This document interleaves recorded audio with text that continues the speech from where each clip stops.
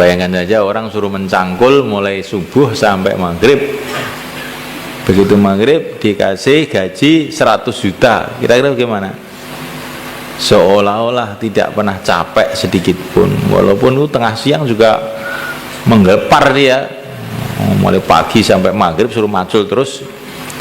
Tapi gajinya 100 juta. Hilang, pegel-pegel linu-linu hilang ya. Kalau 100 miliar kira-kira gimana? Sudah. Kamu capek hari ini? Enggak. Nah, itu.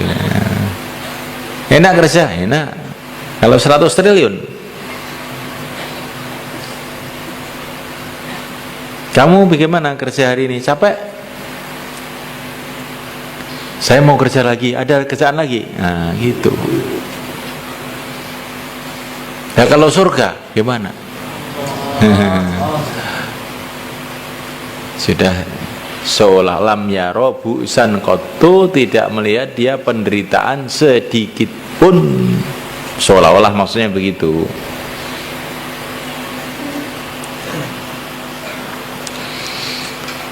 Qala baginda Nabi mengatakan, tsumma qala Musa alaihissalam, kemudian berkata Nabi Musa alaihissalam, ai Rabbi, hai Tuhanku, abdukal kafir, hambamu yang kafir, tuwasi'u alaihi, engkau meluaskan alaihi atasnya fitunya dalam urusan dunia. Qala Nabi berfirman, fayuftahu, maka dibukalah untuk Nabi Musa babun, satu pintu, minan nari, dari neraka. Fayaqala lahu, maka dikatakan kepada Nabi Musa, ya Musa, hadza, ini ma'adatu, perkara yang aku siapkan lahu untuk orang kafir ini. Faqala Musa, ay Rabbi, hai Tuhanku, wa izzatika, demi kemuliaan engkau, wa jalalika, dan keagungan engkau, lakana fid dunya, kalau dia ini di dunia, mundu khalaqtahu, mulai engkau menciptakannya, ila yaumil qiyamah, sampai hari kiamat, terus engkau luaskan dunianya, maksudnya begitu. Ini diringkas ini. Terus engkau luaskan dunianya. Wa kana hadza masirahu, dan adalah neraka ini masirahu, akhirnya ka'alam yara khairan qattu, seolah-olah dia tidak melihat khairan qattu, kebaikan sedikit pun. Ya Allah, kata Nabi Musa, ini orang kafir malah engkau luaskan, mobilnya banyak, rumahnya mewah, teknologinya tinggi, badannya sehat, umurnya panjang.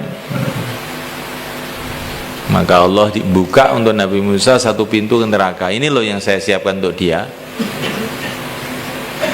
Maka Nabi Musa mengatakan, seumpama dia ini di dunia, mulai dia diciptakan sampai hari kiamat, terus engkau luaskan dunianya, tapi akhirnya begini, seolah-olah dia tidak pernah mendapatkan kebaikan sedikit pun.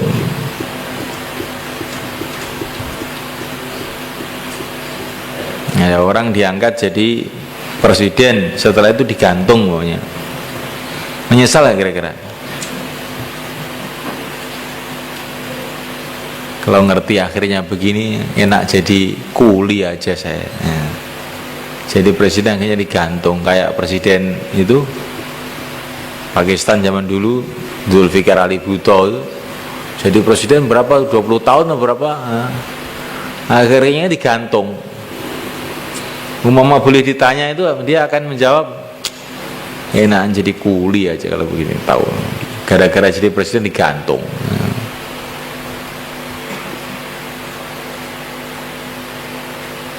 Gak usah digantung, gara-gara jadi bupati masuk penjara gitu aja.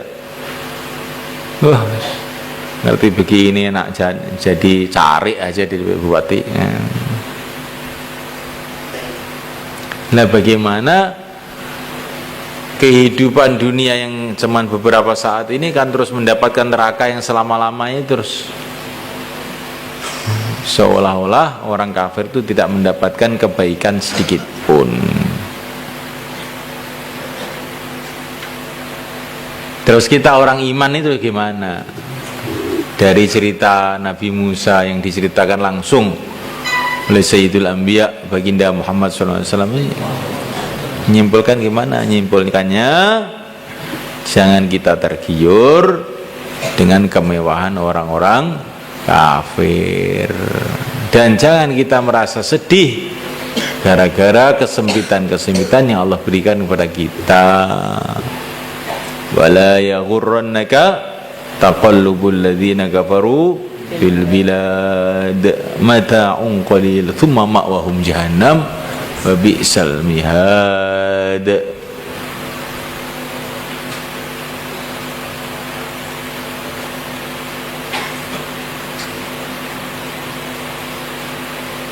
Ngaji itu capek ngaji. Siapa yang ngaji 10 tahun? Siap? Insyaallah. Santri baru ini loh. Siap? Santri lama? Insyaallah. Bagaimanapun capeknya ngaji sampai pantat kamu peyok, ya, itu sudah nggak ada apa-apanya dibanding kursi-kursi dari cahaya yang Allah sediakan di surga Allah. Kamu sudah duduk di sana, ternyata tidak capek sama sekali. Maka dalam hadis yang lain, pada hari kiamat Allah panggil manusia yang paling enak hidupnya di dunia. Orang yang paling enak lah, orang kaya, ganteng, sehat, banyak penggemarnya, ya, terkenal, ya. Hidupnya tenang, tentram, bahagia, dipanggil. Kamu ini orang yang paling enak di dunia ya? Betul. Allah perintahkan malaikat, coba ini celupkan di neraka sebentar. Ya. Disuruh lup, tarik lagi. Terus ditanya lagi, kamu itu dulu orang yang paling enak ya? Oh enggak ya Allah, saya enggak pernah merasakan keenakan sama sekali. Jadi enaknya di dunia yang sekian lama itu lupa semua ketika dicelup di neraka itu. Enggak usah dicelup di neraka. Dicelup di kolam yang panas itu kira-kira sudah kapok ya, dicelup di WC gitu aja kamu coba ya. Nggak usah ya, orang yang paling nikmat kamu celup di WC, nggak usah lama-lama, setengah jam gitu aja. Kira-kira bagaimana? Udah lupa semua dengan segala kenikmatannya itu. Bagaimana di neraka? Begitu juga ada dipanggil orang yang paling menderita di dunia. Orang yang di dunia itu paling menderita sudah. Ini susah. Kamu orang yang paling menderita di dunia ya? Betul. Coba ini masukkan ke surga sebentar aja. Dimasukkannya, masuk sebentar suruh keluar lagi. Gimana? Kamu pernah menderita dulu di dunia? Oh, enggak pernah, enak terus. Ya. Udah lupa ya. Semua kesedihan, kepedihan di dunia yang sekian lama itu, masuk surga 1 menit sudah lupa semua. Saking enaknya itu. Nah, itu loh, kamu pikirkan gimana itu. Jadi kita ini kalau menderita sedikit aja di dunia sudah mengeluhnya nggak karu-karuan. Betul-betul menderita saya ini, Mas. Sumpah saya ini ya. Duit nggak punya lagi ya. Hari-hari begitu terasa lama ya. Kalau kamu pandang negeri akhirat, bagaimana kenikmatan akhirat, nggak ada apa-apanya. Maka janganlah sampai penderitaan dunia ini membuat kita meninggalkan agama. Kesimpulannya gitu itu. Walaupun menderita cemet gepeng, jangan sampai meninggalkan agama. Begitu juga kalau kamu tuh jadi orang yang bahagia, paling senang, paling nikmat, jangan sampai kenikmatan-kenikmatan itu melupakan kamu pada agama pula. Kayak apa nikmatnya, nggak ada apa-apanya dibanding nikmatnya akhirat. Kayak apa menderitanya, nggak ada apa-apanya dibanding penderitaan akhirat. Karena orang itu memang dijadikan oleh Allah itu macam-macam. Ada yang di dunia enak, di dunia nggak enak. Tapi itu nggak penting, yang penting taat. Dah.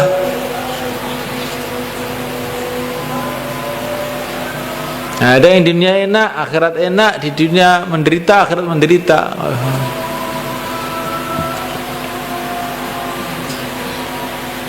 Tapi itu tidak usah kamu pikirkan. Kalau gitu saya itu ingin, Pak, di dunia enak, di akhirat juga enak gitu loh, Pak.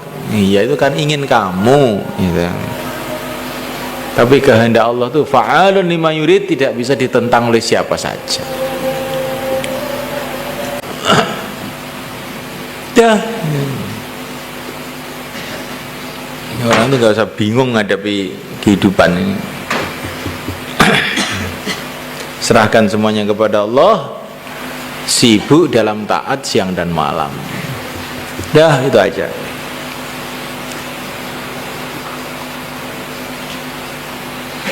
Wa kharaja Ahmad bin Tariq bin Lahi'a an Darraj an Nabi Haytham an Nabi Sa'id radhiyallahu ta'ala anhu an Nabi sallallahu alaihi wasallam annahu qala inna Musa alaihi salam, sesungguhnya Nabi Musa alaihi salam qala, beliau mengatakan, ay Rabbi, hai Tuhanku, abdukal mu'min, hambamu yang mukmin, tuqattiru alaihi, engkau telah menyempitkan atasnya di dalam dunia, dalam urusan dunia.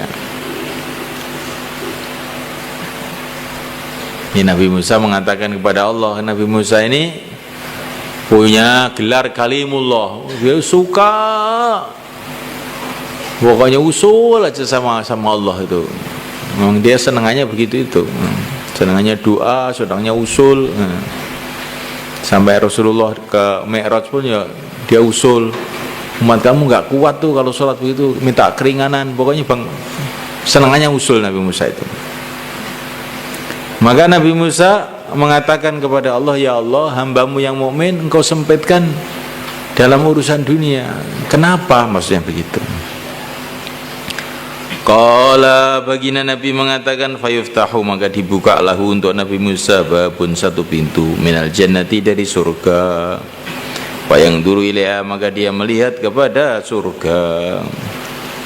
Qala, Allah berfirman, ya Musa, hadza, ini ma'adatu lahu, perkara yang aku siapkan untuk hambaku yang mukmin.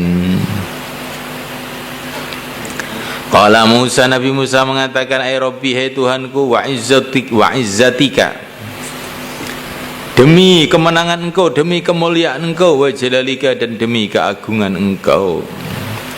Laukana aqta'al yadin, seumpama hamba mukmin ini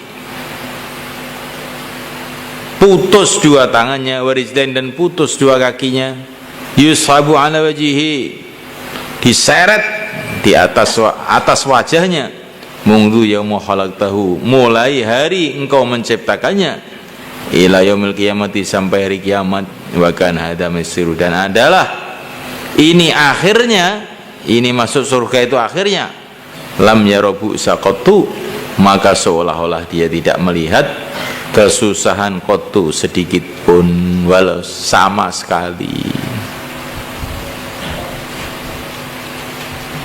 Jadi Nabi Musa mengatakan, ya Allah, hambamu yang iman kau sempitkan dalam urusan dunia. Maka oleh Allah dibukakan satu pintu ke surga kepada Nabi Musa. Allah berfirman, inilah yang aku siapkan untuk hambaku yang mukmin yang saya sempitkan dunianya itu. Maka Nabi Musa mengatakan, demi Allah, seumpama hambamu yang iman ini putus kedua tangannya, putus kedua kakinya, dan kemudian bernasib sangat menderita, diseret, menjungkal, mentengkurap ke wajahnya, mulai dia diciptakan sampai hari kiamat disuweret terus, kakinya potong, tetapi akhirnya masuk surga seperti ini, seolah-olah dia tidak pernah menderita sedikit pun.